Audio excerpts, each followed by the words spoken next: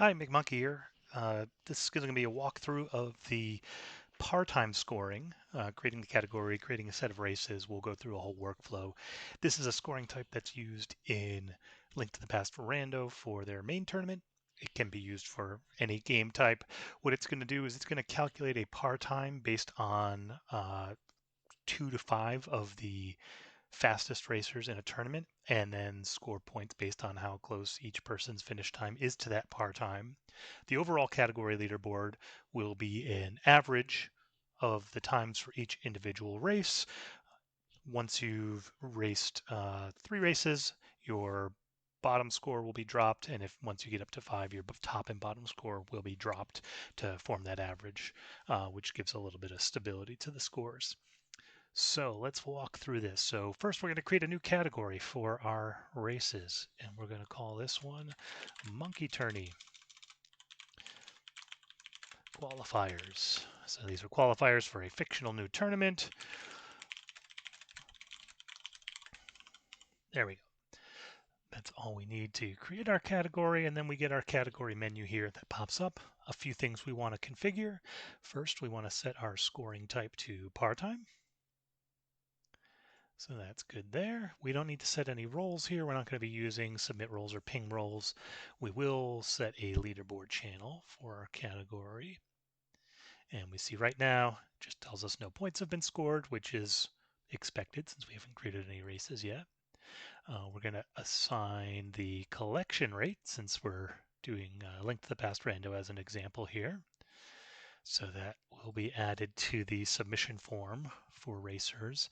We can add a thumbnail. I'll do that after the fact. And then some miscellaneous configuration.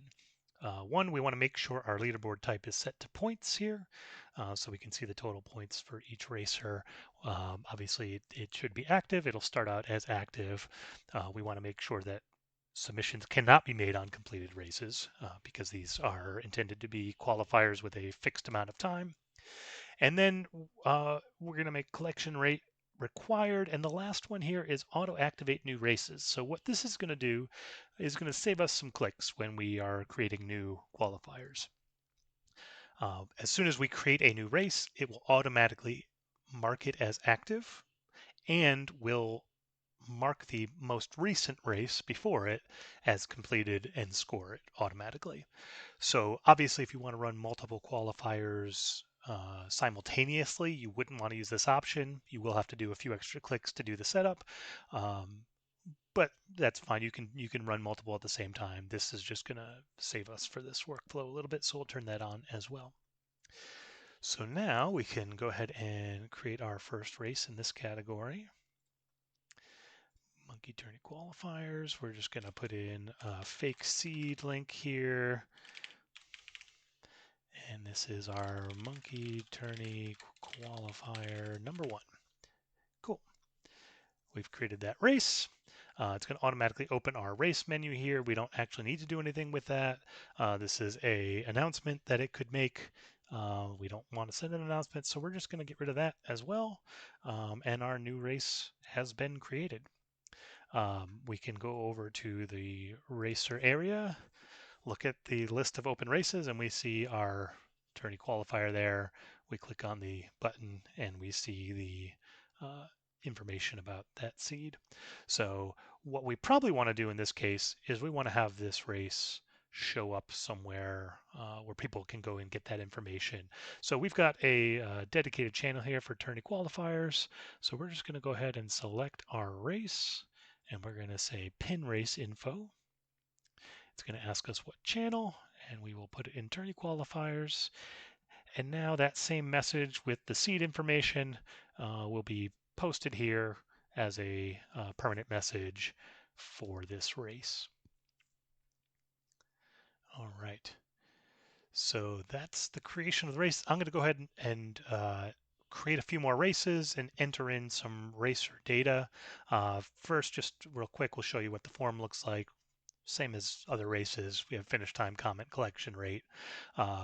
So I'll go ahead and create some additional data, and then we'll show how that works with the leaderboard updating and all of that. All right, I've gone ahead and created 5 races in this category, and we've completed 4 of them. So we can see the leaderboard here showing 4 completed races. It shows the average points for each racer, and in parentheses next to their name, it shows how many of the races they've competed in. In this case, everybody is on the leaderboard has competed in all 4 of the races. So this leaderboard gets updated for each race that gets completed and scored. It will replace this leaderboard with the most up-to-date one.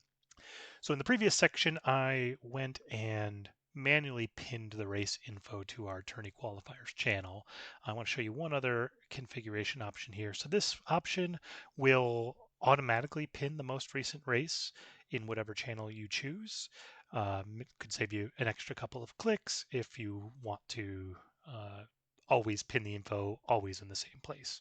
So if we go ahead and click that here, it's going to ask us for which channel. We say tourney qualifiers, and now we can see it's posted our 5th and final qualifier here with the race information. So for each of these races, for the completed races, we can go to the racer dashboard and we can see information about any one of them. We can look at the leaderboard for the race, and it's going to show all of the information for each racer, their name, their time, collection rate, and the points that they scored. So based on this, with 40 bonk spot here getting a 101, we can infer the par time was somewhere around, what low 124, high 123. I'm sorry, other way around. A high 124, low 125 because they are scoring above 100. So that's for our completed races, and then for our in progress race over here, we can also, since since I have not submitted a time for this one, it's not going to let me view that leaderboard. But let's go ahead and finish that final race here. So for the last one, we had turned on the setting that would auto-activate new races and auto-complete the most recent one. Since this is the last one, we don't want to go and create a new race. So we're just going to go in here and we're going to manually select race 5. We're going to go to race state, say mark as completed, and tells us now it is marked as completed. We see our leaderboard channel was updated, so we can go on over there, and now this is showing the updated leaderboard. So we can see, in fact, McMonkey did not submit a time for that race, so it was correct in not letting me view that leaderboard.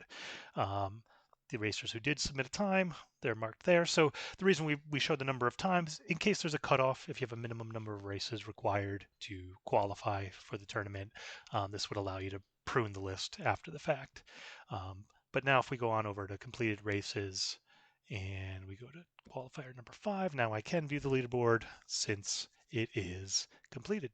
And we can see 50 bonk spot taking the top spot there.